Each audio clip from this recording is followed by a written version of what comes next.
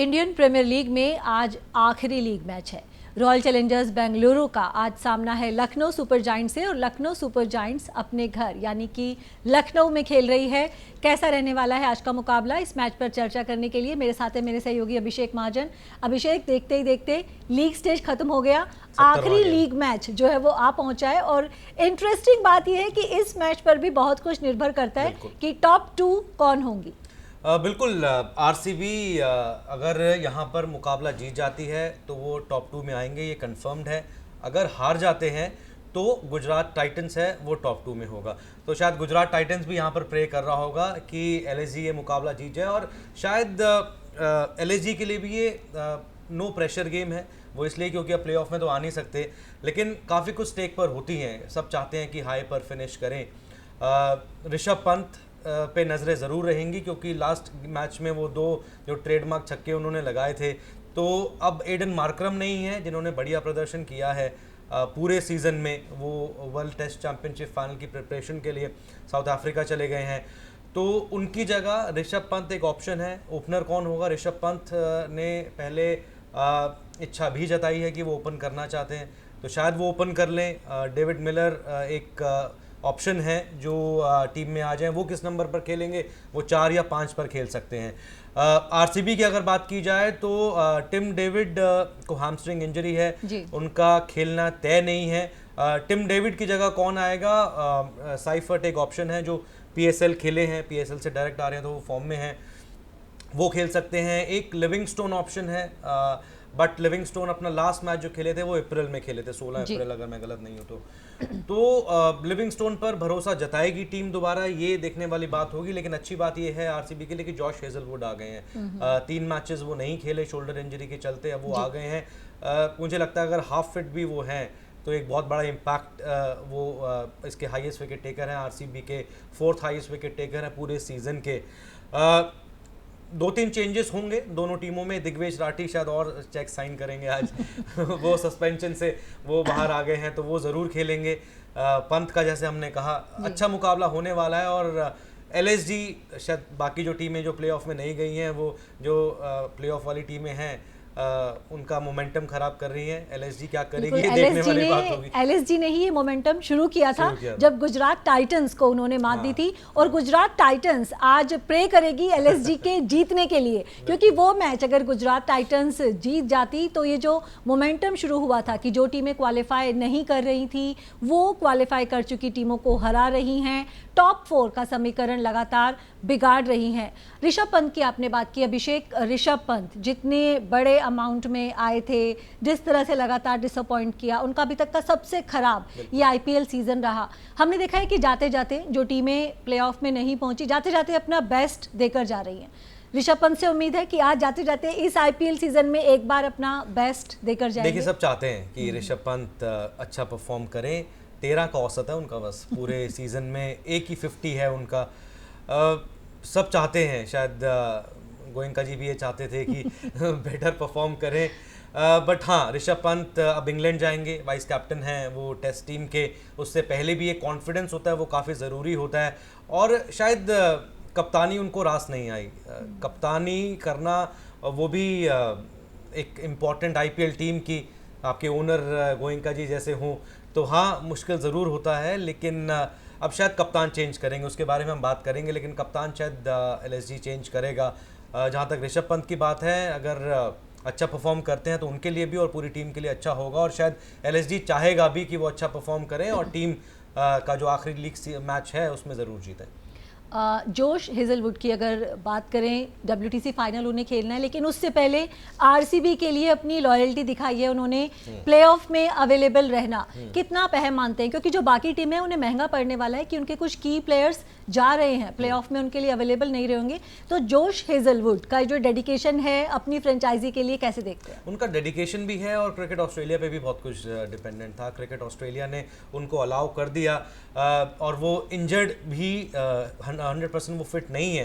हालांकि उनका रिहैब पूरा हो चुका है, लेकिन उसके बावजूद क्रिकेट ऑस्ट्रेलिया को उनको अलाउ करना। और हाँ, जॉश हेजलवुड का भी बहुत चीज़ें ये डिपेंड करती है कि आरसीबी आपकी जो फ्रेंचाइजी है वो कितना आपको डेस्परेट है लेने के लिए।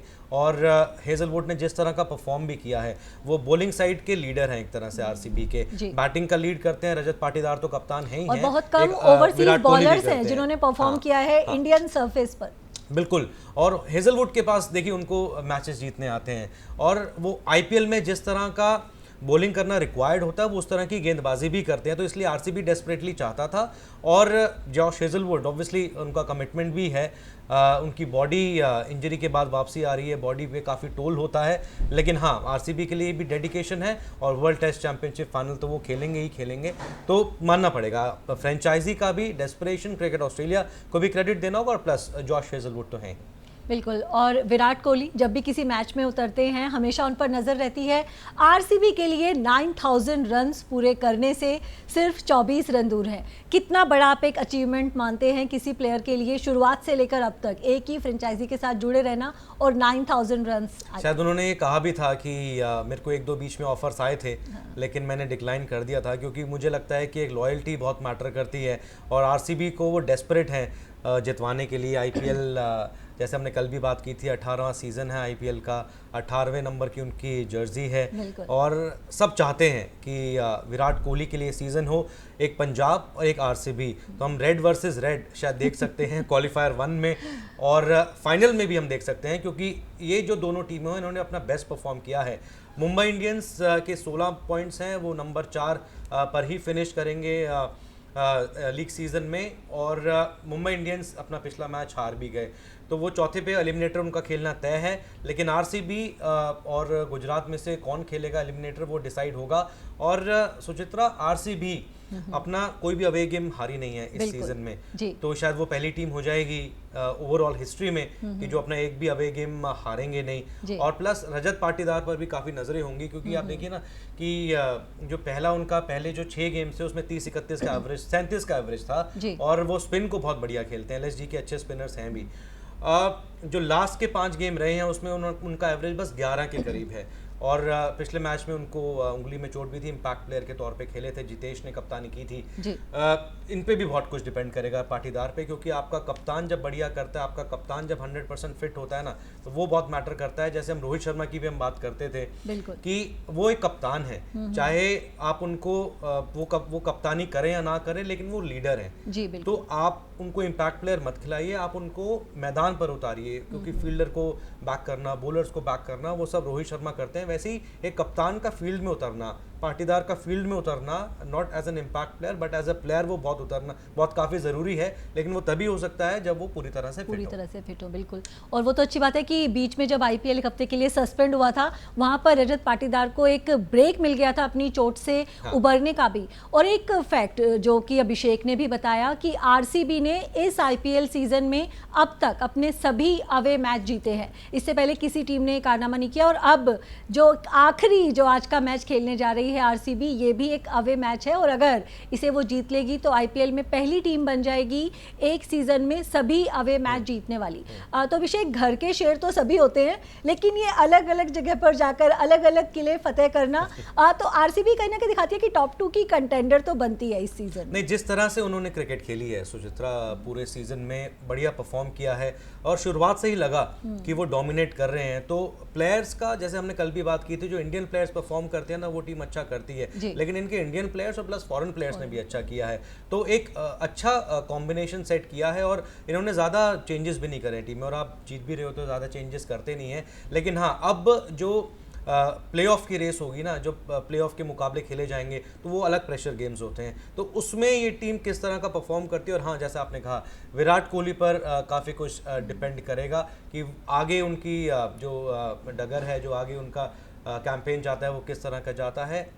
Last league game of the season है, अगर विराट कोहली यहाँ पर अच्छा परफॉर्म कर देते हैं तो वो कॉन्फिडेंस के साथ वो वहाँ पर जाएंगे, तो वो काफ़ी इंपॉर्टेंट हो जाता है। जी बिल्कुल। और टॉप 2 में जगह बनाना क्यों ज़रूरी है, सभी टीमें जानती हैं। आरसीबी के पिछले सीजन की अगर बात करें, जिस तरह से एक विनिंग स्ट्रीक के साथ सबको चौंकाते हुए प्लेऑफ में पहुंची, लेकिन फिर एलिमिनेटर में हार गई, वो इस बार नहीं दोहराना चाहेंगे। टॉप 2 में आकर 2 मौके इस बार ज़रूर चाहेगी आरसीबी।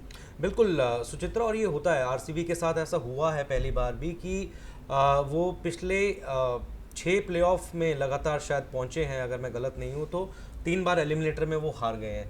तो एलिमिनेटर खेलने के लिए इसलिए सारी टीमें बचती हैं क्योंकि अगर आपके पास ऑप्शन है कि आप लास्ट लीग गेम यहाँ पे जीत जाएं और आपको 2 गेम मिल जाते हैं, आईपीएल का फॉर्मेट इस तरह का है, फाइनल में पहुँचने के लिए 2 गेम मिल जाते हैं, तो ये काफ़ी इंपॉर्टेंट होगा। इसलिए शायद अपना दमखम लगा देगी टीम, आरसीबी की टीम की चाहते हैं वो जीतें और हेजलवुड पर काफ़ी कुछ डिपेंडेंट होगा। एलएसजी के लिए ये देखना होगा कि जैसे मैंने पहले भी कहा कि मार्करम की जगह कौन लेते हैं, क्योंकि जो पहले टॉप 3 हैं एलएसजी के, उन्होंने 17 50s की हैं और काफ़ी रन भी बनाए हैं। इसलिए शायद हम ये भी बात करते हैं कि एलएसजी का कैंपेन इतना ऊपर क्यों नहीं जा पाया, क्योंकि ओवर रिलायंस है पहले के 3 प्लेयर्स पे, पूरन हो गए, मार्करम हो गए और मिचेल मार्श हो गए। तो शायद अगर एलएसजी आरसीबी रोकना चाहती है एलएसजी को, तो मिचेल मार्श को रोकना होगा और प्लस निकोलस पूरन को, क्योंकि इन्होंने बढ़िया परफॉर्म किया है। एलएसजी बल्लेबाजी पहले करती है, 200 से ऊपर कर देती है, आरसीबी को ऊपर प्रेशर भले ही आ जाएगा, लेकिन हाँ 200 स्कोर आजकल चेज हो जाता है। लखनऊ की विकेट वैसी नहीं है कि ताबड़तोड़ रन बने, लेकिन हाँ 200 को एट पार स्कोर यहाँ पर हम मान सकते हैं। चलिए 200 को एट पार स्कोर मान रहे हैं। तो अगर हम आंकड़े देखें अभिषेक, एलएसजी पिछले मैच में एक उलटफेर कर चुकी है, गुजरात टाइटंस को हरा चुकी है, कम चांस है कि लगातार दूसरी बार वो ऐसे अपना बेस्ट परफॉर्मेंस दिखाएगी। और आरसीबी 6 अवे मैच अब तक जीत चुकी है, 7वां मैच अवे मैच उन्हें जीतना है। तो परम्यूटेशंस कॉम्बिनेशंस देखते हुए किसे फेवरेट आप मान रहे हैं आज के मैच के लिए? देखिए ये टीमें जैसे परफॉर्म कर रही हैं जो प्लेऑफ में नहीं हैं, वो जो प्लेऑफ में टीमें हैं, शायद जो आरसीबी के स्पिन बॉलिंग कोच है उन्होंने ये भी कहा कि 3 हफ्ते बाद टीम खेल रही थी, क्योंकि आरसीबी जिस तरह से हारी वो रस्टी लग रहे थे पिछले मैच में। उन्होंने बॉलिंग कोच ने कहा भी कि हम अपना बेस्ट देना चाहेंगे lastly game of the season में, बट हाँ आरसीबी बेटर है ऑन पेपर और उनके लिए मायने भी ज़्यादा हैं ये मैच जीतने के। बट हाँ एलएसजी किसी भी टीम का जो कैंपेन है, गेम है, ख़राब कर सकती है, बट मैं आरसीबी के साथ जाऊंगा कि आरसीबी आज ये मुकाबला लगता है कि वो जीतेंगे। चलिए, तो कल जो फेवरेट चूज़ करना था तो हम दोनों के जो मत थे वो अलग थे। कल मैं पंजाब किंग्स के साथ थी, पंजाब किंग्स कल जीत गई थी, लेकिन आज हम दोनों सेम पेज पर हैं। आज मैं भी आरसीबी को ही सपोर्ट करूंगी, क्योंकि जिस तरह से पिछले सीज़न में एलिमिनेटर में हार गई थी, तो वो इस बार हम नहीं चाहेंगे कि 2 मौके ज़रूर मिले, क्योंकि आईपीएल का 18वां सीज़न है और विराट कोहली की जर्सी का भी जो 18 नंबर है, एक जो आईपीएल टाइटल है वो ज़रूर डिज़र्व करते हैं किंग कोहली। तो आज के मैच में हम दोनों सपोर्ट करेंगे आरसीबी को। और आप किस टीम को फेवरेट मान रहे हैं इस मैच के लिए, कौन सी टीम आपको लगता है कि जीतेगी, आप कमेंट करके हमें बता सकते हैं। तो हमें दीजिए अनुमति, नमस्कार।